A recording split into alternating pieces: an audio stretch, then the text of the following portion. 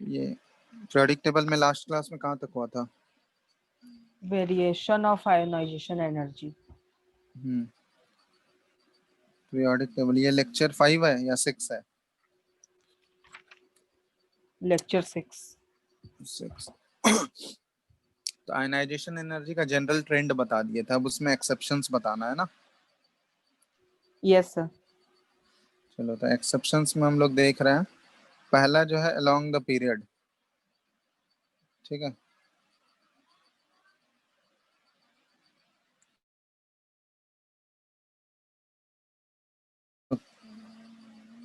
या फिर चलो ये लिखते हैं, तो पीरियड के अलोंग कहाँ कहाँ वेरिएशन मिलेगा, ठीक है, या फिर एक्सेप्शन कहाँ कहाँ मिलेगा। तो एक्चुअली में देखो, पीरियड में जो भी एक्सेप्शन मिलता है इलेक्ट्रॉनिक कॉन्फ़िगरेशन में, वो सॉरी आयनाइजेशन एनर्जी में, वो मिलेगा किसकी वजह से? इलेक्ट्रॉनिक कॉन्फ़िगरेशन की वजह से। क्योंकि जो फैक्टर्स हम बताए थे आयनाइजेशन एनर्जी कौन कौन से फैक्टर्स पे डिपेंड करते हैं, तो उसमें आयनाइजेशन एनर्जी के फैक्टर्स जो थे उसमें 3-4 फैक्टर्स बताए थे। कौन कौन सा फैक्टर था? पहला साइज ऑफ द एटम था, एटॉमिक शील्डिंग साइज, इफेक्ट, हाँ, शील्डिंग और स्क्रीनिंग इफेक्ट था, पेनिट्रेशन इफेक्ट, पेनिट्रेशन इफेक्ट था, और चौथा जो फैक्टर था वो इलेक्ट्रॉनिक कॉन्फ़िगरेशन था। तो इसमें इलेक्ट्रॉनिक कॉन्फ़िगरेशन वाला बहुत ही इंपॉर्टेंट रोल प्ले करता है, क्योंकि ये बताए थे कि जो हाफ फील्ड और फुल्ली फील्ड वाले हैं कॉन्फ़िगरेशंस, वो ऑलरेडी पहले से स्टेबल होते हैं। तो उनको, उनसे अगर एक इलेक्ट्रॉन निकालना चाहोगे तो वो बहुत ही मुश्किल होगा, क्योंकि वो कभी भी अपना स्टेबिलिटी लूज या स्टेबिलिटी कम नहीं करना चाहेगा, ठीक है।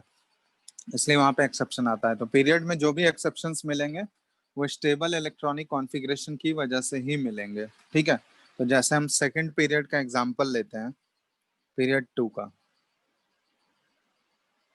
तो इसमें अगर जनरल ट्रेंड बताए थे तुम लोगों को, तो बताए थे कि ionization energy left to right period में अगर जाएंगे हम लोग, तो वो क्या होना चाहिए था? इंक्रीज होना चाहिए था, आयनाइजेशन एनर्जी होना चाहिए था ना, क्योंकि साइज घटता है, जेड इफेक्टिव बढ़ रहा है, तो जेड इफेक्टिव अगर बढ़ रहा है तो आयनाइजेशन एनर्जी भी क्या होगा? वो इंक्रीज होना चाहिए।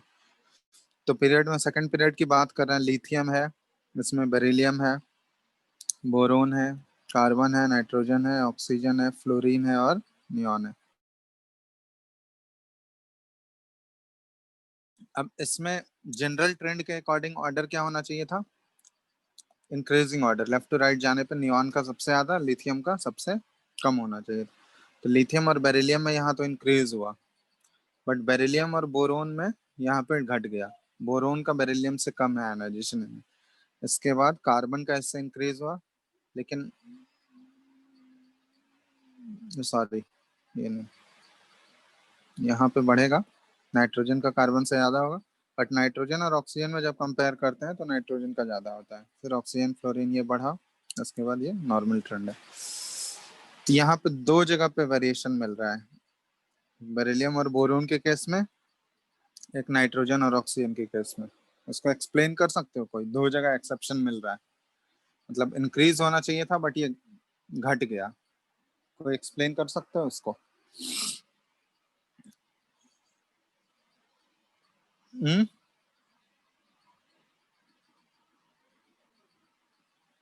हेलो, आवाज आ रहा है? Yes sir. तो ये बताए थे कि पीरियड में जो भी वेरिएशन मिलेगा या जो भी एक्सेप्शन मिलेंगे पीरियड में, वो तुमको स्टेबल इलेक्ट्रॉनिक कॉन्फ़िगरेशन की वजह से ही मिलेंगे। तो यहाँ पर जो भी एक्सेप्शंस आ रहा होगा उसको इलेक्ट्रॉनिक कॉन्फ़िगरेशन से रिलेट करो, देखो अपने इन दोनों का इलेक्ट्रॉनिक कॉन्फ़िगरेशन लिख के देखो, अपने आप पता चल जाएगा। बेरिलियम का जब लिखोगे,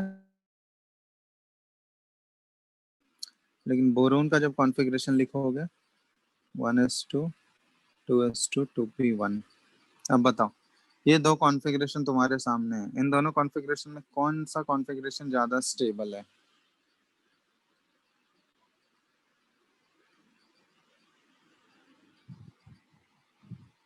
बताओ, कौन सा कॉन्फ़िगरेशन ज्यादा स्टेबल है? Beryllium sir.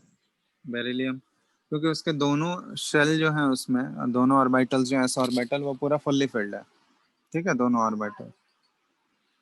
तो इसमें हम लोग अगर तो कॉन्फ़िगरेशन के बेसिस पे भी अगर देखें तो ये क्या है, ना तो हाफ फिल्ड है ना ही फुल्ली फिल्ड कॉन्फ़िगरेशन है, लेकिन इसमें दोनों ऑर्बिटल्स जो है फुल्ली फिल्ड है। तो इसलिए इससे इलेक्ट्रॉन निकालना क्या हो जाएगा, बहुत ही डिफिकल्ट हो जाएगा। दूसरा जो पेनिट्रेशन इफेक्ट बताए थे उससे भी हम लोग कंपेयर कर सकते हैं। तो पेनिट्रेशन इफेक्ट के बेसिस पे अगर देखोगे तो इससे जो इलेक्ट्रॉन निकलना है, outer most electron second shell से ही निकलेगा। इसमें भी outer most electron second shell से ही निकलेगा, लेकिन सेकंड सेल में इससे इलेक्ट्रॉन कौन सा ऑर्बिटल से निकलेगा बताओ, बेरिलियम में कौन सा ऑर्बिटल से होगा इलेक्ट्रॉन निकलेगा बाहर? हम्म, आवाज नहीं आ रहा है क्या? हेलो,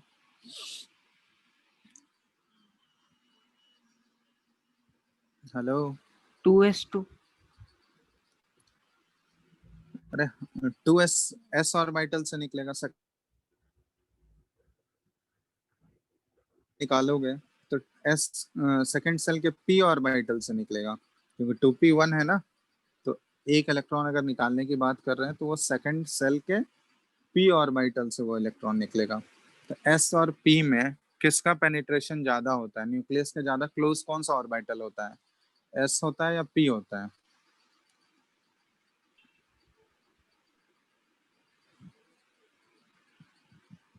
हम्म, अरे रेस्पॉन्ड करो यार तुम लोग। s। एस होता है, तो इलेक्ट्रॉन निकालना मुश्किल एस से हो जाएगा, तो इसलिए बेरिलियम का आयोनाइजेशन एनर्जी यहाँ पे बोरोन से ज्यादा होता है। ठीक है, तो ये एक जगह एक्सेप्शन मिल गया। दूसरा, नाइट्रोजन और ऑक्सीजन में कंपेयर कर सकते हैं। तो नाइट्रोजन का भी कॉन्फ़िगरेशन लिख के देखो, 1s2 2s2 2p3, है ना, 2 2s2 2p4। तब यहाँ पे तो 2p से ही निकल रहा है, यहाँ भी 2p से ही निकल रहा है। फर्क इतना है कि ये 2p3 वाला जो कॉन्फ़िगरेशन है ये पूरा हाफ फील्ड कॉन्फ़िगरेशन है, लेकिन 2p4 वाला जो कॉन्फ़िगरेशन है ये ना तो हाफ फील्ड कॉन्फ़िगरेशन है ना ही फुल्ली फील्ड है। समझ में आ रहा है? Yes sir। करेंगे तो नाइट्रोजन का कॉन्फ़िगरेशन जो है ये मोर स्टेबल है। तो स्टेबिलिटी ज़्यादा होने की वजह से ये बताए थे कि जो कॉन्फ़िगरेशन जितना ज़्यादा स्टेबल है उससे इलेक्ट्रॉन निकालना क्या हो जाएगा, मुश्किल। तो ये नाइट्रोजन का इलेक्ट्रॉन निकालना डिफिकल्ट हो जाएगा एज कम्पेयर टू ऑक्सीजन। इसलिए नाइट्रोजन का जो फर्स्ट आयनाइजेशन एनर्जी है वो ऑक्सीजन से ग्रेटर होता है। ठीक है, यहाँ पे जैसे एक क्वेश्चन भी पूछा जाता है, तो ये ध्यान रखना कि पीरियड में जो भी एक्सेप्शंस मिलेंगे वो स्टेबल इलेक्ट्रॉनिक कॉन्फ़िगरेशन की वजह से ही मिलेंगे। ठीक है, तो जैसे एक क्वेश्चन यहाँ पे ऐसा पूछा जाता है, explain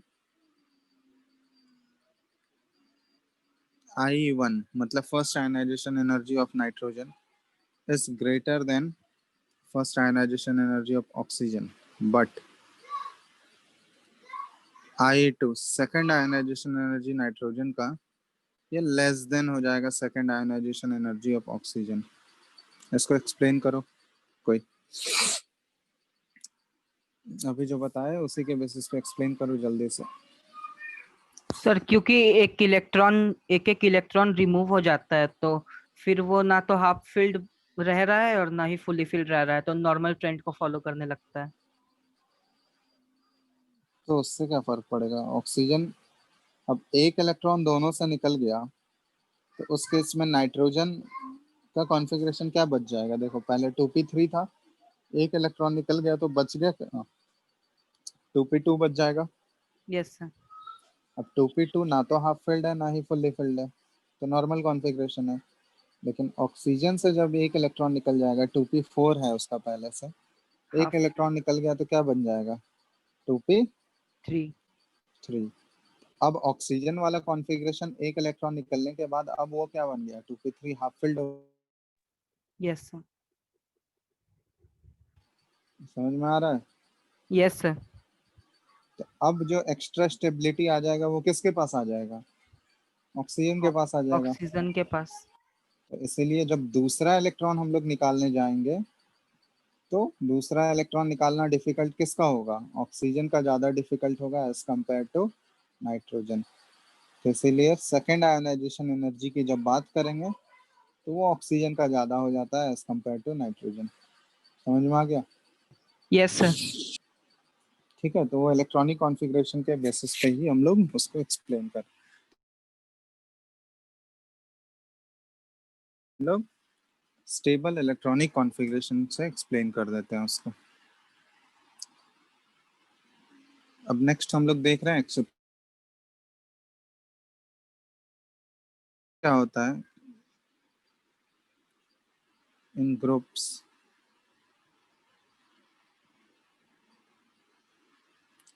Exceptions are found due to stability, या फिर ऐसा लिख लो due to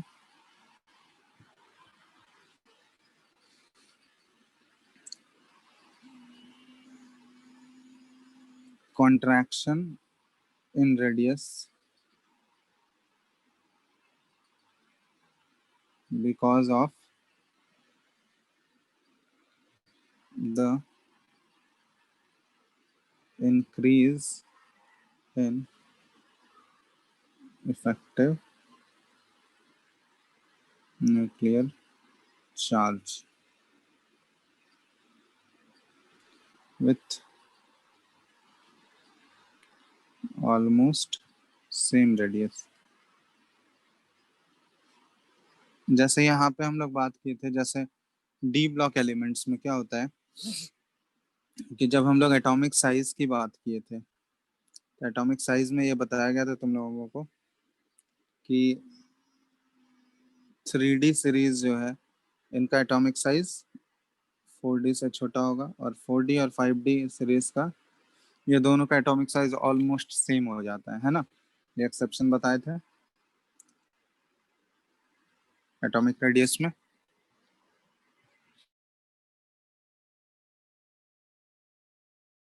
hello hello. Yes sir. तो बट Yes. यहाँ जब हम लोग आयनाइजेशन एनर्जी की बात करेंगे ना, आयनाइजेशन हाँ? एनर्जी में क्या आयनाइजेशन एनर्जी में क्या होता है कि एटॉमिक साइज तो सेम है, बट यहाँ पे क्या है कि 4D और 5D में 5D में जो होता है लेंथेनॉइड कॉन्ट्रैक्शन की वजह से उसके ऊपर क्या होता है, न्यूक्लियस का इफेक्टिव न्यूक्लियर चार्ज जो है वो आउटर मोस्ट इलेक्ट्रॉन पे बहुत ज्यादा इंक्रीज।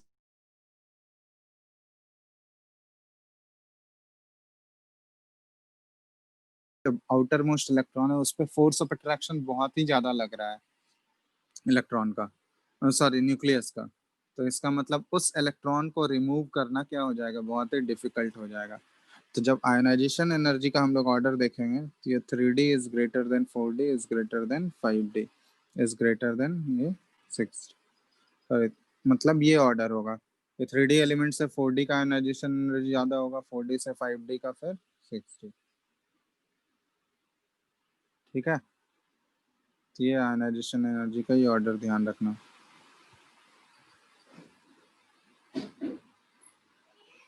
सॉरी 3D 4D में, यहाँ पे 3D 4D में 3D में नहीं कंपेयर कर रहे हम लोग, क्योंकि 4D 5D और 6D। ठीक है, ये 6D है क्योंकि 4D और 5D का साइज ऑलमोस्ट सिमिलर था ना। ठीक है, तो वहां पे ये बता रहे हैं कि साइज सिमिलर है बट इफेक्टिव न्यूक्लियर चार्ज बढ़ने की वजह से क्या होता है कि बढ़ जाता है। मतलब 5D का जो आयनाइजेशन एनर्जी होगा वो 4D से ज्यादा होगा, 4D वाले एलिमेंट से, और 6D का जो आयनाइजेशन एनर्जी होगा वो 5D। मतलब यहाँ पे रेडियस देखो, 4D और 5D का रेडियस ऑलमोस्ट बराबर था, बट इफेक्टिव न्यूक्लियर चार्ज ज्यादा किस पे लग रहा है, जेड इफेक्टिव वो किस में लग रहा है ज्यादा, 5D वाले एलिमेंट में ज्यादा लग रहा है। तो जितना ज्यादा इफेक्टिव न्यूक्लियर चार्ज लगेगा आउटर मोस्ट इलेक्ट्रॉन पे, उस इलेक्ट्रॉन को निकालना उतना ज्यादा डिफिकल्ट हो जाएगा। इसलिए आयनाइजेशन एनर्जी का वैल्यू जो है इस ऑर्डर में ये इंक्रीज हो जाता है। ठीक है, तो ये ध्यान लेना। तो ये ग्रुप में एक्सेप्शंस मेनली तुमको ये लेंथेनॉइड कॉन्ट्रैक्शन और एक्टेनॉइड कॉन्ट्रैक्शन की वजह से ही मिलेंगे। और पीरियड में जो भी एक्सेप्शन मिलेगा आयनाइजेशन एनर्जी में, वो स्टेबल इलेक्ट्रॉनिक कॉन्फ़िगरेशन की वजह से। ठीक है, अब यहाँ पे एक क्वेश्चन दे रहा है, ठीक है, अच्छा क्वेश्चन है, दिख रहा है ना?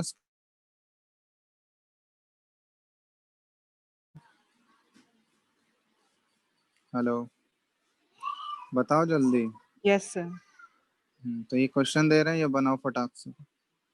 For an element X, successive ionization energy are listed as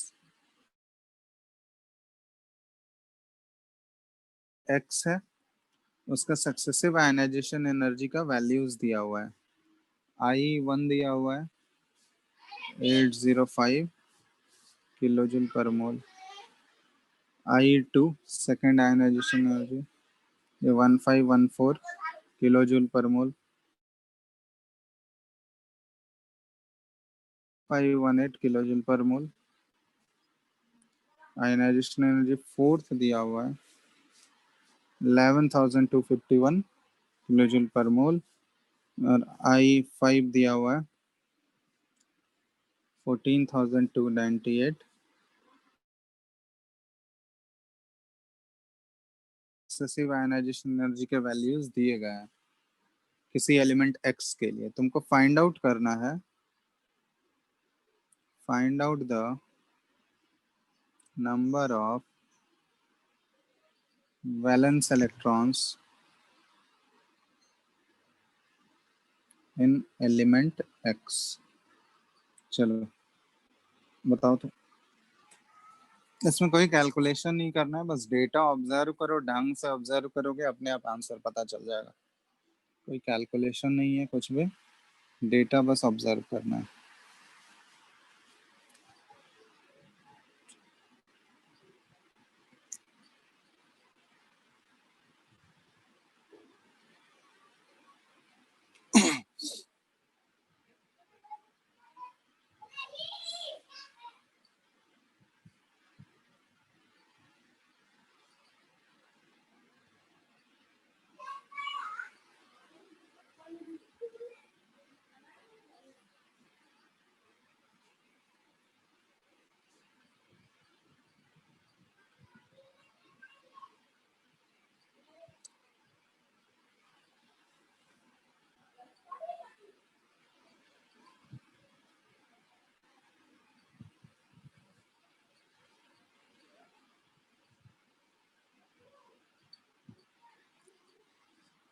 क्या बना?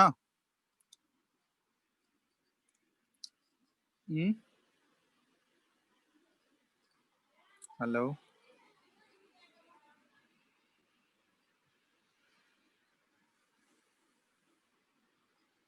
अरे बनाए, समझ में आ रहा है कुछ? नहीं सर। चलो यहाँ देखो, यहाँ पे ट्रेंड अगर तुम लोग को बताया था किसी भी एलिमेंट एक्स के लिए सक्सेसिव आयनाइजेशन एनर्जी का वैल्यू बढ़ता है, तो I1 से I2 और I3 ये देख रहे हैं हम लोग इंक्रीज कर रहा है, लेकिन I3 से जब I4 में जा रहे हैं तो ये इंक्रीज बहुत ही ज़्यादा है एज कम्पेयर टू जैसे ये इंक्रीज हो रहा था 1 2 3 जैसे इंक्रीज हो रहा था उस ऑर्डर में, ये I4 का इंक्रीज नहीं है क्योंकि उससे बहुत कई गुना ज़्यादा इंक्रीज हो रहा है। उसके बाद जब I4 से I5 जा रहे हैं तो ये नॉर्मल इंक्रीज है। तो यहाँ जब I4 से फोर्थ आयनाइजेशन एनर्जी की तरफ जब गए तो उस वैल्यू में देख रहे हैं कि बहुत ही ज़्यादा वेरिएशन है, मतलब बहुत ही ज़्यादा एनर्जी लग रहा है। इसका मतलब क्या हुआ कि हम लोग ये बोल सकते हैं कि अगर चौथा मतलब I4 का वैल्यू बहुत ज़्यादा है, इसका मतलब क्या बोल सकते हैं हम लोग कि 3 इलेक्ट्रॉन निकालने के बाद चौथा इलेक्ट्रॉन जब निकालने जा रहे हैं तो बहुत ही ज़्यादा एनर्जी खर्च करना पड़ रहा है। इसका मतलब हम लोग ये इससे आइडिया लगा सकते हैं कि उसके आउटर मोस्ट शेल में 3 ही इलेक्ट्रॉन होगा, तभी तो 3 इलेक्ट्रॉन आसानी से निकल गया। और जब 3 इलेक्ट्रॉन निकल गया उसके आउटर मोस्ट शेल से, तो उसके बाद अंदर वाला शेल क्या होगा? वो तो फुल्ली फिल्ड होगा ना। अंदर वाला सेल का तो ऑक्टेट कंप्लीट होगा, वो तो नोबल गैस वाला कॉन्फ़िगरेशन होगा, क्योंकि 3 आउटर मोस्ट सेल में 3 इलेक्ट्रॉन है, मतलब बाहर वाला तो पूरा फुल्ली फिल्ड है। तो जब हम लोग चौथे इलेक्ट्रॉन को निकालने जाएंगे तो एक फुल्ली फिल्ड कॉन्फ़िगरेशन हमको मिलेगा। और उस फुल्ली फिल्ड कॉन्फ़िगरेशन से इलेक्ट्रॉन निकालना क्या हो जाएगा, बहुत ही ज़्यादा डिफिकल्ट। इसलिए बहुत ही ज़्यादा अमाउंट ऑफ एनर्जी हमको खर्च करना पड़ रहा है जब हम लोग फोर्थ इलेक्ट्रॉन निकालने जा रहे हैं। ठीक है, तो वही चीज़ है। तो इससे ये आइडिया लग सकता है हमको कि उसके आउटर मोस्ट सेल में कितने इलेक्ट्रॉन्स होंगे। तो डेटा देख के हम लोग ये ऑब्जर्व किए कि आउटर मोस्ट सेल में उसके कितने इलेक्ट्रॉन्स होंगे, 3 इलेक्ट्रॉन्स होंगे। ठीक है, क्योंकि यहाँ पे हम लोग बोल सकते हैं कि IE4 जो है ये much much greater than IE3। इसका मतलब कि electron extraction becomes very difficult after removing 3 elements, sorry, after removing 3 electrons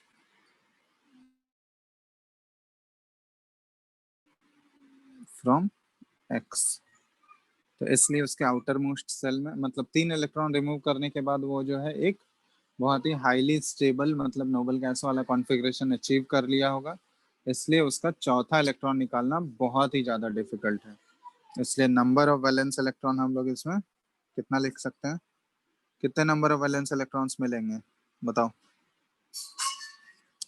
तो नंबर ऑफ वैलेंस इलेक्ट्रॉन्स कितने हो गए इसमें?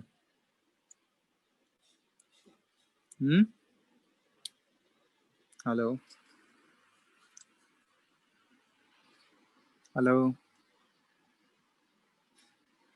बताओ, आवाज आ रहा है? हेलो। सर 3 हो जाएगा।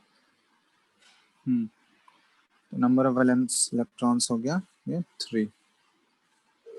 ठीक है, समझ में आया? तो इस टाइप का क्वेश्चंस पूछा जाता है। इसमें देखो कैलकुलेशन नहीं है कुछ भी, कोई कैलकुलेशन, बस डेटा तुमको विजुअलाइज करना है अच्छे से और जो जो फैक्टर्स बताए हैं पहले वो सब ध्यान रखना है। उसके बाद बस डेटा ऑब्जर्व करना है, उस खुद ही तुम लोग को आंसर मिल जाएगा इसका। ठीक है, उसमें एज सच कुछ वैसा कैलकुलेशन ये सब कुछ नहीं है। समझ में आ गया? Yes sir. चलो, तो this was all about ionization energy. ठीक है, आयनाइजेशन एनर्जी वाला चीज खत्म हो गया। इसके बाद नेक्स्ट हम लोग आगे नेक्स्ट ट्रेंड पे बढ़ेंगे, वो है इलेक्ट्रॉन गेन एंथैल्पी या ठीक है।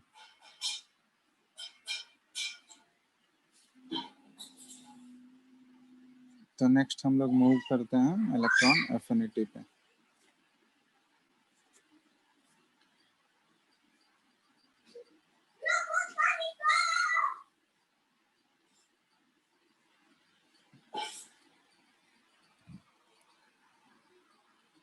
ठीक है, बात समझ में आया?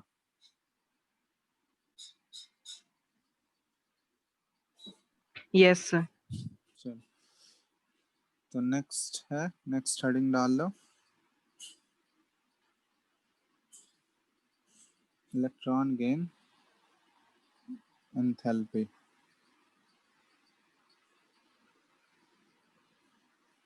या फिर इलेक्ट्रॉन एफिनिटी। ठीक है, वो देखेंगे हम लोग इलेक्ट्रॉन एफिनिटी और इन दोनों में क्या रिलेशन होता है। ठीक है, तो इसमें क्या है कि इसमें डिफाइन किया जाता है कि amount of energy released, amount of energy released when an electron is added to an isolated gaseous atom। तो इसी को बोला जाता है इलेक्ट्रॉन गेन एंथैल्पी, कि कितना अमाउंट ऑफ एनर्जी, वो जो चेंज आएगा ना, कि किसी भी एटम में, किसी भी आइसोलेटेड गैसेस एटम में अगर हम लोग एक इलेक्ट्रॉन रिमूव कर रहे थे तो वहाँ पे एनर्जी को रिक्वायर्ड हो रहा था। इसमें क्या है, इलेक्ट्रॉन गेन एंथैल्पी में एक इलेक्ट्रॉन ऐड कर रहे हैं हम लोग। ठीक है, तो अगर एक इलेक्ट्रॉन ऐड करोगे तो ऐड करने से जितना अमाउंट ऑफ एनर्जी रिलीज होगा या जितना अमाउंट ऑफ एनर्जी चेंज होगा, उसी अमाउंट ऑफ एनर्जी चेंज जितना हो रहा है उसी को बोला जाता है आयनाइजेशन, या फिर सॉरी उसी अमाउंट ऑफ एनर्जी जितना चेंज हो रहा है after addition of an electron to an isolated gaseous atom, उसी को बोला जाता है इलेक्ट्रॉन गेन एंथैल्पी। तो यहाँ पे हम लोग ऐसे लिख सकते हैं कि कोई भी एक्स गैसियस एटम है, प्लस इसमें एक इलेक्ट्रॉन ऐड कर रहे हैं हम लोग, तो एक इलेक्ट्रॉन एडिशन के बाद यहाँ पे क्या बन जाएगा, एक्स माइनस, ये अनायन बनेगा। वहाँ पे एक इलेक्ट्रॉन रिमूव, आयनाइजेशन एनर्जी में एक इलेक्ट्रॉन रिमूव हो रहा था तो वहाँ पे कैटायन का फॉर्मेशन हो रहा था, यहाँ पे एनायन बनेगा। ठीक है, तो ये ध्यान रखना इसमें। अब इलेक्ट्रॉन गेन एंथैल्पी जो है ना, ये एक मेजर प्रोवाइड करता है कि कितनी आसानी से कोई भी एटम जो है इलेक्ट्रॉन ऐड कर सकता है अपने अंदर। ठीक है, यहाँ पे हम लोग लिख सकते हैं कि electron gain enthalpy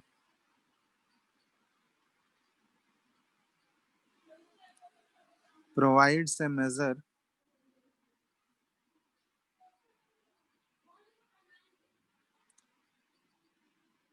of the ease with which an atom adds an electron to form an anion। ठीक है, तो यही चीज है कि इलेक्ट्रॉन गेन एंथैल्पी जो एक मेजर प्रोवाइड करता है कि कितनी आसानी से कोई भी एटम जो है अपने अंदर इलेक्ट्रॉन को ऐड कर पाएगा।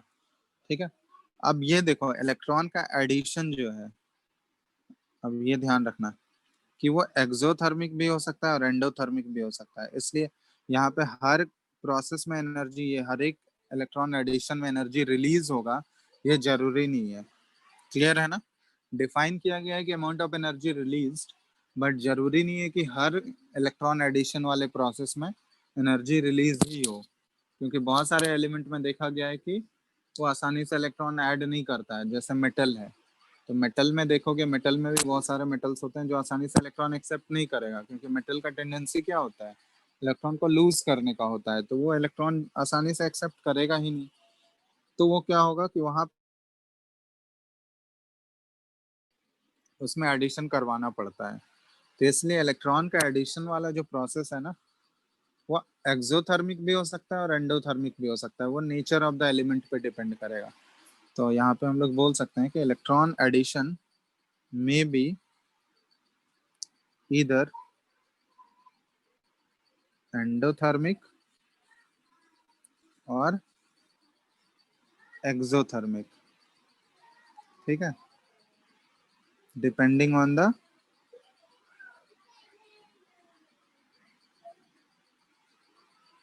Nature of the elements. ठीक है, depending on the nature of the elements. अब ये ध्यान रखना कि जब हम लोग ऐसा लिख सकते हैं कि when an electron is added to the atom, जब एक इलेक्ट्रॉन को ऐड किया जाता है एटम में और एनर्जी रिलीज होता है, एंड द एनर्जी, ऐसे लिख सकते हैं, एंड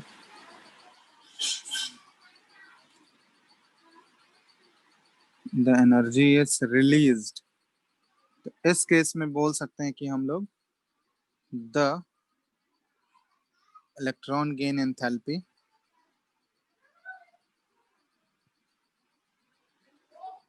इज नेगेटिव। बात समझ में आ रहा है कि जैसे कोई भी एटम में अगर इलेक्ट्रॉन ऐड हुआ और इलेक्ट्रॉन ऐड होने के बाद एनर्जी अगर रिलीज होगा, तो एनर्जी अगर उससे रिलीज होगा तो बाहर निकल जाएगा एनर्जी, तो जो फाइनल का एनर्जी होगा, फाइनल सिस्टम का जो फाइनल एनर्जी बचेगा वो कम होगा as compare to initial energy. तो जब हम लोग डिफरेंस निकालेंगे, फाइनल माइनस इनिशियल करोगे, तो वो डिफरेंस क्या होगा कि फाइनल अगर कम है, इनिशियल अगर ज़्यादा है, तो वो डिफरेंस नेगेटिव आएगा। इसलिए अगर किसी भी एटम में इलेक्ट्रॉन ऐड करने के बाद एनर्जी रिलीज होता है ना, तो उस केस में उसका इलेक्ट्रॉन गेन एंथैल्पी का वैल्यू क्या आ जाएगा, वो नेगेटिव आएगा। ठीक है, क्योंकि उस केस में एनर्जी रिलीज हो रहा है।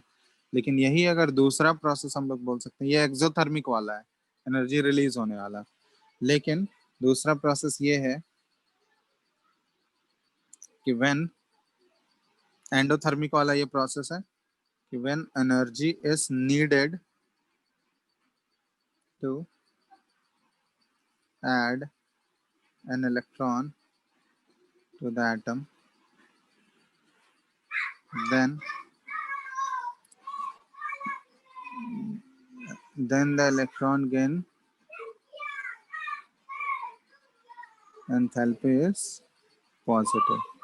ये चीज ध्यान रखना कि जब एनर्जी ऐड करके, जब एनर्जी दे के हमको किसी एडिशन ऑफ इलेक्ट्रॉन को परफॉर्म करना है, ठीक है,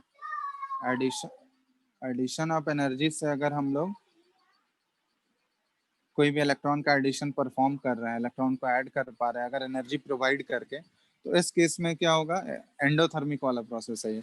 उस केस में जो फाइनल एनर्जी होगा वो इनिशियल एनर्जी से ज्यादा हो जाएगा।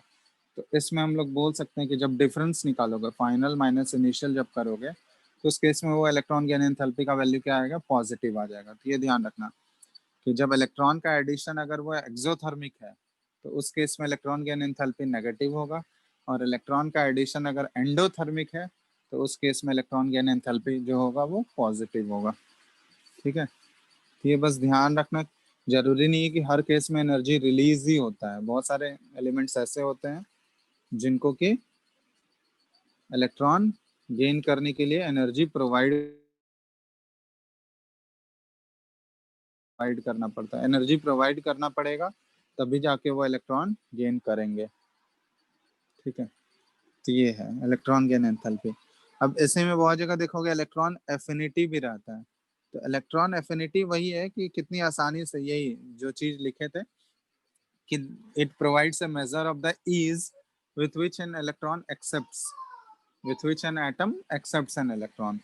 ठीक है, कितनी आसानी से कोई भी एटम इलेक्ट्रॉन को एक्सेप्ट कर रहा है, तो इलेक्ट्रॉन एफिनिटी उसका होता है कि इलेक्ट्रॉन के प्रति उसका एफिनिटी कितना है, मतलब इलेक्ट्रॉन को अट्रैक्ट करने का उसका एफिनिटी या उसका टेंडेंसी कितना ज़्यादा है।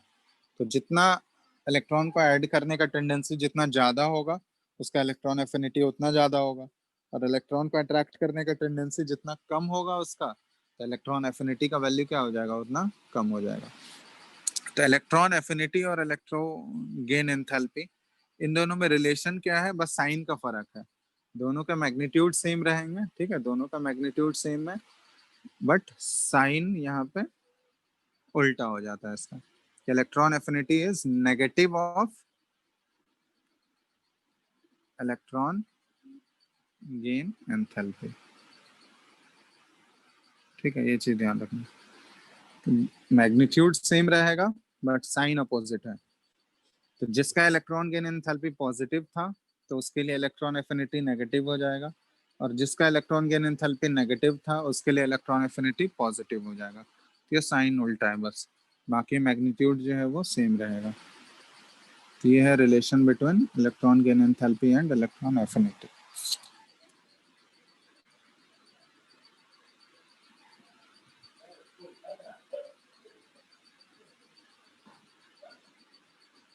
ठीक है, बात समझ में आया यहाँ तक? Hello, yes sir. चलो अब यहाँ पे चीज यहाँ पे लिख रहे हैं हम एक पॉइंट कि किसी भी एटम में अगर हम लोग एडिशन ऑफ इलेक्ट्रॉन कर रहे हैं तो ये डिपेंड करता है दो फोर्सेस पे, वही दो फोर्सेस जो एक्ट करते हैं, depends on the attractive force. ठीक है, न्यूक्लियस के अट्रैक्टिव फोर्स पे depends on the attractive force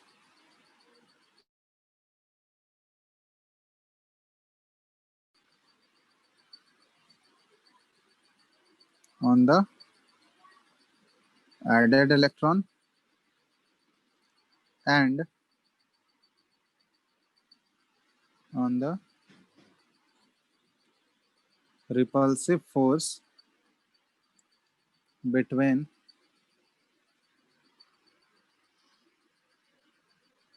added and valence electrons.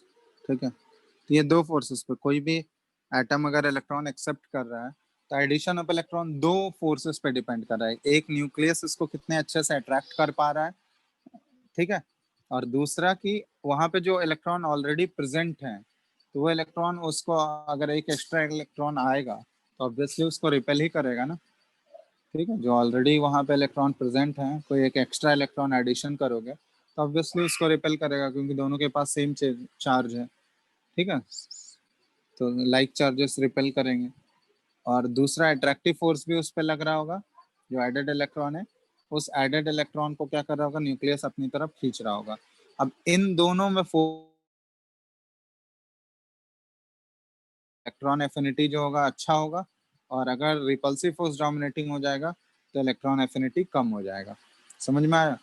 मतलब अगर न्यूक्लियस का अट्रैक्टिव फोर्स डोमिनेट कर गया तो इलेक्ट्रॉन एफिनिटी अच्छा होगा, इलेक्ट्रॉन एफिनिटी बढ़ेगा। लेकिन अगर इलेक्ट्रॉन इलेक्ट्रॉन का रिपल्सिव फोर्स अगर डोमिनेट कर गया तो फिर इलेक्ट्रॉन एफिनिटी कम हो जाएगा उसके लिए, ठीक है। तो हम लोग देखते हैं कौन कौन से फैक्टर्स होते हैं जो इलेक्ट्रॉन एफिनिटी को इफेक्ट कर पा रहे हैं। फैक्टर्स अफेक्टिंग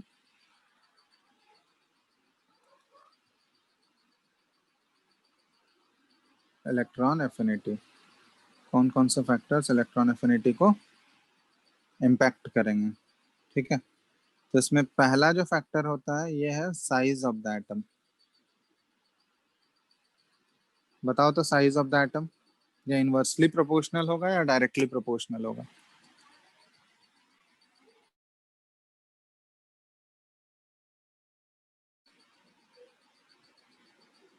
हम्म, hello,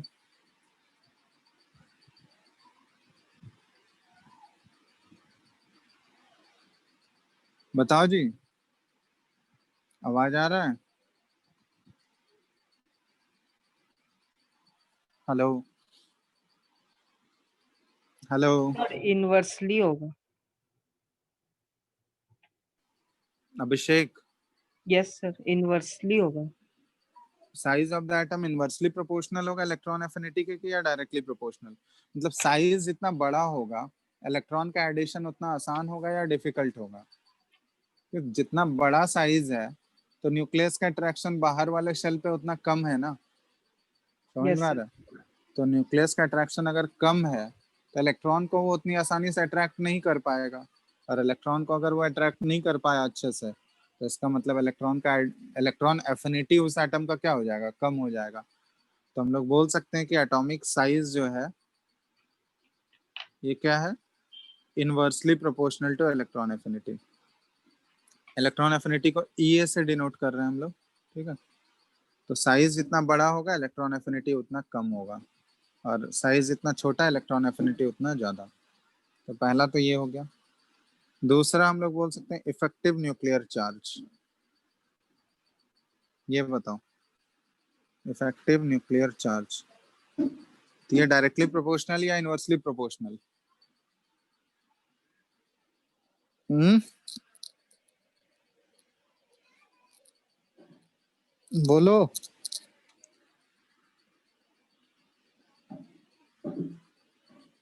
hello, sir directly proportional होगा। डायरेक्टली प्रोपोर्शनल, क्योंकि इफेक्टिव न्यूक्लियर चार्ज जितना ज्यादा होगा न्यूक्लियस का इलेक्ट्रॉन का एडिशन क्या हो जाएगा, उतना आसानी से ऐड हो जाएगा। तो उसका इलेक्ट्रॉन एफिनिटी का वैल्यू भी क्या हो जाएगा, ये ज्यादा हो जाएगा। तो ये ध्यान रखना। तो इफेक्टिव न्यूक्लियर चार्ज जो हो गया वो डायरेक्टली प्रोपोर्शनल। तीसरा electronic configuration.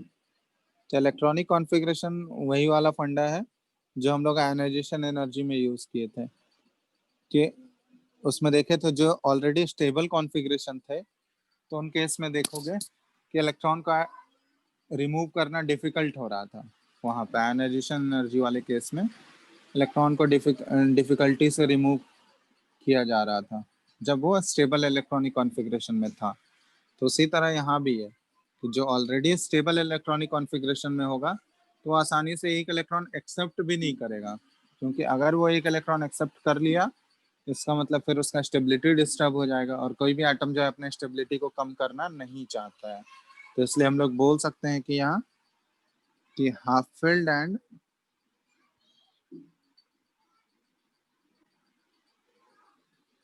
fully filled configuration have less tendency to attract electrons. Therefore, lower value of electron affinity.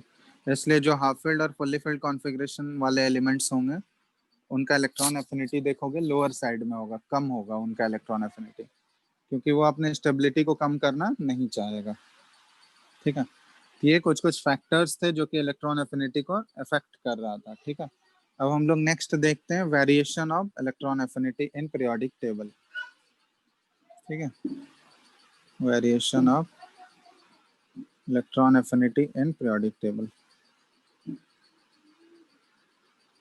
बताओ तो, पहला वेरिएशन हम लोग देख रहे हैं, ये जनरल वेरिएशन है, अभी एक्सेप्शंस की बात नहीं कर रहे हैं। तो पहला वेरिएशन हम लोग देख रहे हैं along the period on moving from left to right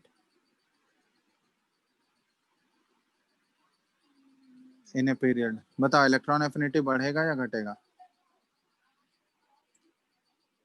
left to right अगर पीरियड में जाओगे तो इलेक्ट्रॉन एफिनिटी क्या होगा, इंक्रीज या डिक्रीज? इंक्रीज करेगा। इलेक्ट्रॉन एफिनिटी इंक्रीज होगा क्योंकि साइज क्या हो रहा है, वो डिक्रीज कर रहा है, और साइज डिक्रीज हो रहा है तो इलेक्ट्रॉन एफिनिटी बढ़ेगा। और दूसरा चीज कि जेड इफेक्टिव भी बढ़ रहा है, तो जेड इफेक्टिव बढ़ रहा है तो इलेक्ट्रॉन एफिनिटी भी बढ़ेगा। तो हम लोग बोल सकते हैं कि on moving from left to right अगर जाएंगे तो ये इलेक्ट्रॉन एफिनिटी का वैल्यू ये इंक्रीजेस। ठीक है, लेकिन यही चीज अगर हम लोग ड्यू टू इंक्रीज इन, ऐसा लिख सकते हैं, due to increase in Z effective. लेकिन ग्रुप में अगर टॉप टू बॉटम अगर आए हम लोग on moving from top to bottom in a group, top to bottom, इसमें बताओ तो इलेक्ट्रॉन एफिनिटी बढ़ेगा या घटेगा? डिक्रीज करेगा। डिक्रीज करेगा। हाँ, डिक्रीज करेगा क्योंकि एटॉमिक साइज क्या हो रहा है, इंक्रीज हो रहा है। तो टॉप टू बॉटम आने पे इलेक्ट्रॉन एफिनिटी ये decreases due to increase in atomic size. ठीक है, तो ये जनरल वेरिएशन है, जनरल ट्रेंड है, मतलब इलेक्ट्रॉन एफिनिटी का ये जनरल ट्रेंड होना चाहिए। अब इसमें देखेंगे हम लोग कि एक्सेप्शंस कहाँ कहाँ आ सकते हैं इसमें। तो सबसे पहले हम लोग देखते हैं एक्सेप्शंस इन ग्रुप, ग्रुप में कहाँ कहाँ एक्सेप्शंस मिलेगा इसमें।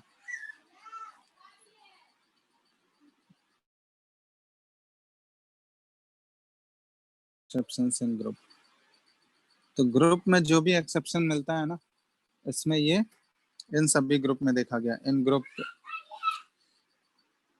4A, 5A, 6A और 7A, ये सारे ग्रुप्स बताओ तो कौन कौन से हैं? 4A, 5A, 6A और 7A। तो 4A हो गया ग्रुप नंबर 14, 5A हो गया group number 15, 6A group number 16 और 7A ग्रुप नंबर 18। समझ में आ रहा है?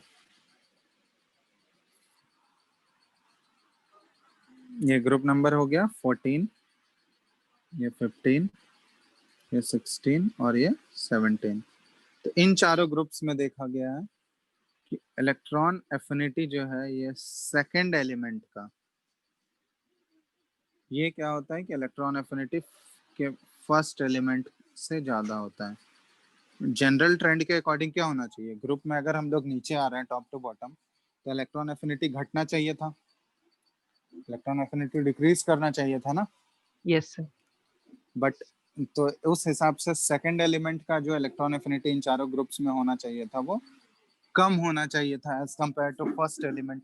बट यहाँ पे एक्सेप्शन ये देखा गया है कि इन चारों ग्रुप्स में जो सेकंड एलिमेंट का इलेक्ट्रॉन एफिनिटी है वो बढ़ जाता है, फर्स्ट एलिमेंट से भी ज़्यादा हो जाता है। ऐसा क्यों है? तो सबका रीजन सेम है, हम किसी एक ग्रुप के लिए बताते हैं, सब में सेम रीजन अप्लाई होगा। ठीक है, तो एक ग्रुप हम ग्रुप नंबर 17 के लिए बता रहे हैं। तो ग्रुप नंबर 17 की अगर बात करोगे तो ये हेलोजन वाला ग्रुप है। तो इसमें जो पहला एलिमेंट है ये फ्लोरीन है और दूसरा एलिमेंट है क्लोरीन। तो यहाँ पे इलेक्ट्रॉन एफिनिटी बोला गया है कि इलेक्ट्रॉन एफिनिटी जो है ये क्लोरीन का ज़्यादा है as compare to electron affinity of fluorine, बल्कि क्लोरीन का कम होना चाहिए था। बट यहाँ पे ज्यादा होता है। तो इसका रीजन क्या है, बता सकते हो कोई, क्यों ऐसा होता है?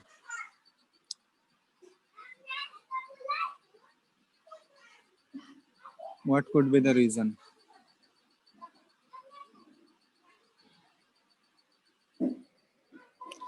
तो यहाँ देखो, एक्चुअली हम बताए थे कि जो भी इलेक्ट्रॉन का एडिशन होता है वो दो फोर्सेस पे डिपेंड करता है। एक होता है न्यूक्लियस का अट्रैक्शन फोर्स और दूसरा होता है इलेक्ट्रॉन का, आउटर मोस्ट इलेक्ट्रॉन जो ऑलरेडी प्रेजेंट है उनका उस पर रिपल्सन कितना लग रहा है। उन दोनों फोर्सेस में जो डोमिनेट करेगा उसके हिसाब से इलेक्ट्रॉन एफिनिटी डिसाइड होगा। बताए थे या नहीं? Yes sir. Yes sir. तो यहाँ पे अगर हम लोग देखें फ्लोरीन और क्लोरीन में, तो दोनों के पास आउटर मोस्ट शेल में 7 इलेक्ट्रॉन्स हैं।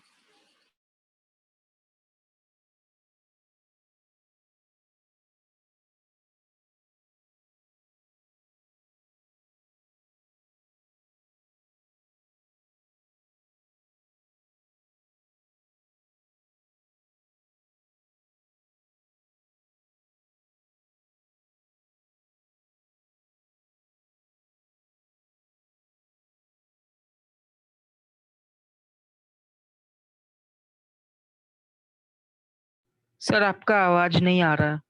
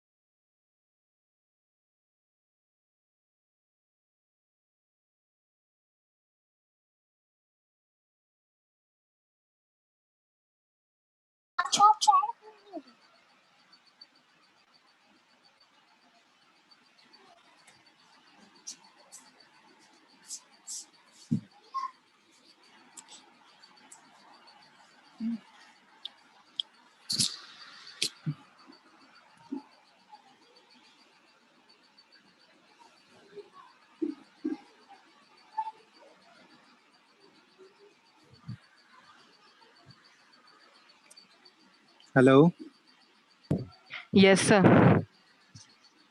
आवाज आ रहा है अभी? Yes sir. ये होस्ट शेयर करो अभिषेक।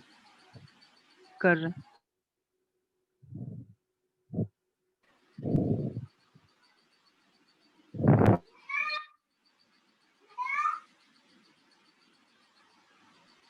कर दिख रहा दिए है सर। स्क्रीन? Yes sir. चलो, हम यहाँ बता रहे थे फ्लोरीन और क्लोरीन में, देखो आउटर मोस्ट सेल में दोनों के पास 7 इलेक्ट्रॉन्स है ना? दोनों के आउटर मोस्ट शेल में 7 इलेक्ट्रॉन्स हैं। बट साइज किसका ज्यादा है, फ्लोरीन का ज्यादा है या क्लोरीन का ज्यादा है? क्लोरीन का। क्लोरीन का। तो जब हम लोग इलेक्ट्रॉन डेंसिटी की बात करेंगे, आउटर मोस्ट सेल में जो इलेक्ट्रॉन है उसकी डेंसिटी की बात करेंगे, तो किस केस में इलेक्ट्रॉन डेंसिटी ज्यादा होगा, फ्लोरीन या क्लोरीन? क्योंकि क्लोरीन का साइज अगर बड़े साइज में होगा अवेलेबल, लेकिन फ्लोरीन का साइज छोटा है, तो वो 7 इलेक्ट्रॉन से वो छोटे साइज में एकोमोडेटेड होंगे, छोटे से वॉल्यूम में एकोमोडेटेड होंगे। तो जिससे हम लोग बोल सकते हैं कि जो इलेक्ट्रॉन का डेंसिटी है वो फ्लोरीन में क्या है, बहुत ज्यादा है एज कम्पेयर टू क्लोरीन, क्योंकि क्लोरीन का साइज डिफरेंस बड़ा होने की वजह से, साइज बड़ा होने की वजह से जो आउटर मोस्ट सेल का इलेक्ट्रॉन डेंसिटी है वो बहुत ही कम हो जाएगा एज कम्पेयर टू फ्लोरीन। ठीक है? तो फ्लोरीन का इलेक्ट्रॉन डेंसिटी ज्यादा है, तो जो इनकमिंग इलेक्ट्रॉन होगा, जो एक इलेक्ट्रॉन ऐड होगा, तो उसको फ्लोरीन ज्यादा रिपेल करेगा, क्योंकि उसका जो इलेक्ट्रॉन डेंसिटी है वो बहुत ही ज्यादा है एज कम्पेयर टू क्लोरीन। तो रिपल्सन उसका आउटर मोस्ट इलेक्ट्रॉन, जो इनकमिंग इलेक्ट्रॉन होगा या जो एडेड इलेक्ट्रॉन होगा, उसके ऊपर उसका रिपल्सन का वैल्यू जो है वो बहुत ही ज्यादा रिपल्सन लगाएगा। जबकि क्लोरीन में क्या होगा कि क्लोरीन में इलेक्ट्रॉन डेंसिटी कम होने की वजह से जो एडेड इलेक्ट्रॉन है उस पर रिपल्सन कम लगेगा, और कम लगने की वजह से वो इलेक्ट्रॉन आसानी से ऐड हो जाएगा। बट फ्लोरीन में वही इलेक्ट्रॉन का रिपल्सन ज्यादा लग रहा है, इलेक्ट्रॉन डेंसिटी ज्यादा होने की वजह से, इसलिए जो एडेड इलेक्ट्रॉन है उसके ऊपर से क्या होगा कि उसका इलेक्ट्रॉन एफिनिटी कम हो जाएगा, और क्लोरीन का इलेक्ट्रॉन एफिनिटी क्या हो जाएगा, ज्यादा हो जाएगा। मतलब आसानी से क्लोरीन में इलेक्ट्रॉन ऐड हो जाएगा, बट फ्लोरीन में इलेक्ट्रॉन उतनी आसानी से ऐड नहीं हो पाएगा। तो यही रीजन होता है कि क्लोरीन का इलेक्ट्रॉन एफिनिटी जो है वो फ्लोरीन से ज्यादा है। और यही सेम एक्सप्लेनेशन सबके लिए एप्लीकेबल होगा। तो हम लोग बोल सकते हैं, ऐसे लिख सकते हैं कि since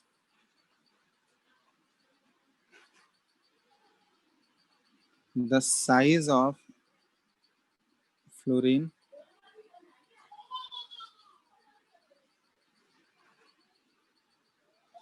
is much less than that of chlorine, hence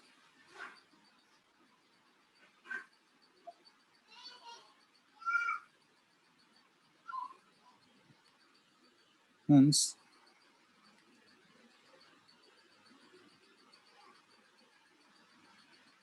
fluorine has high electron density, ठीक है, due to which it exerts a greater repulsion on the incoming electron.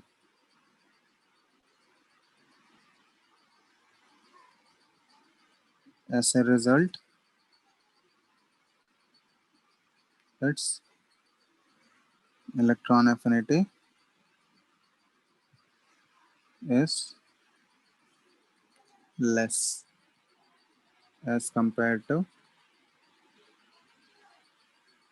chlorine. बात समझ में आ रहा है?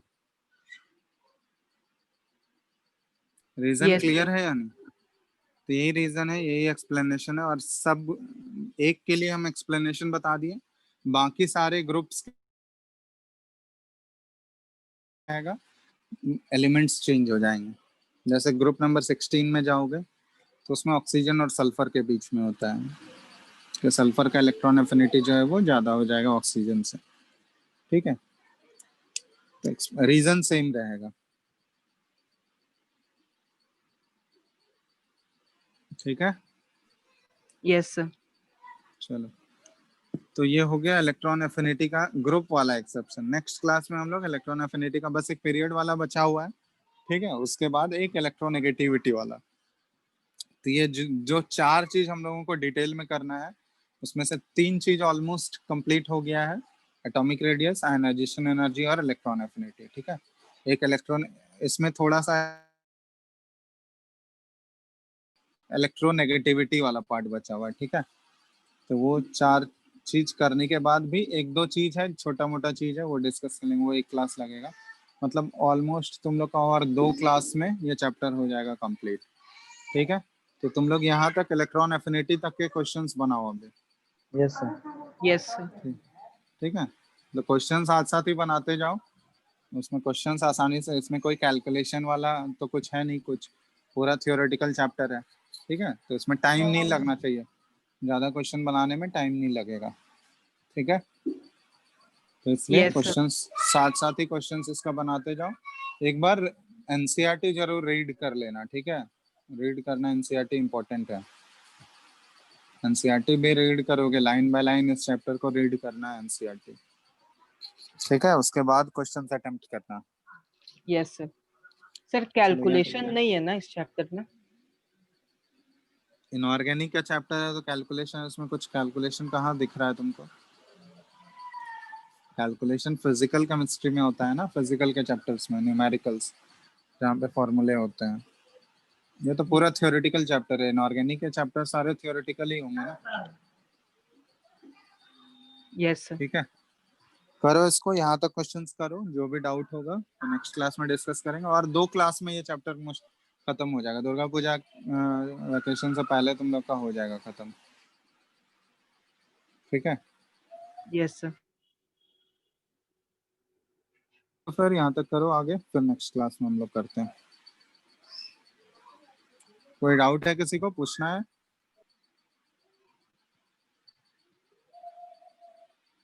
बोलो।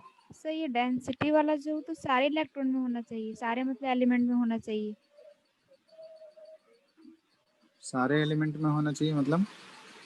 मतलब बोले ना साइज छोटा रहेगा डेंसिटी ज्यादा रहेगा, तो उसका इलेक्ट्रॉन एफिनिटी ज्यादा रहेगा। नहीं नहीं, वो मोस्टली होता है कि आउटर मोस्ट सेल में कितने इलेक्ट्रॉन्स हैं। जब आउटर मोस्ट सेल में इतना ज्यादा इलेक्ट्रॉन्स होता है तभी इतना इफेक्टिव होता है ये। ठीक है, बाकी सारे तो ये 4 ग्रुप में देखे ही ना, जिसमें कि इलेक्ट्रॉन जो है आउटर मोस्ट सेल में बहुत ज्यादा था, 4 5 6 या 7 इलेक्ट्रॉन थे। ठीक है, जिसमें 1 या 2 इलेक्ट्रॉन होगा आउटर मोस्ट सेल में तो उस पर उतना ज्यादा फर्क नहीं पड़ेगा। ठीक है, तो वो नंबर ऑफ इलेक्ट्रॉन्स पे डिपेंड भी करता है ना, आउटर मोस्ट सेल में कितने इलेक्ट्रॉन्स हैं। तो जितना ज्यादा इलेक्ट्रॉन्स होगा उसके हिसाब से हम लोग बात करेंगे। यस सर, ठीक है, थैंक यू सर। चलो थैंक यू। चलो ठीक है, यहाँ तक करो, आगे नेक्स्ट क्लास में करते हैं। Yes sir, thank you sir. Thank you.